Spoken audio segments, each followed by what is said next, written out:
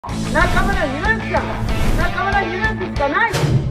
中村博之です。文部科学大臣政務官の時に全国の教室エアコンの設置の予算を大幅に拡充して進めましたが、北海道は私が文部科学委員長の時に北海道の冷房の予算を確保しました。今、小樽市では令和6年度に全ての通教室に冷房を設置することができました。自治体が順次学校の冷房設置を進めていますが、その原動力が中村博之の予算です。この活動をご理解ください。お願いします。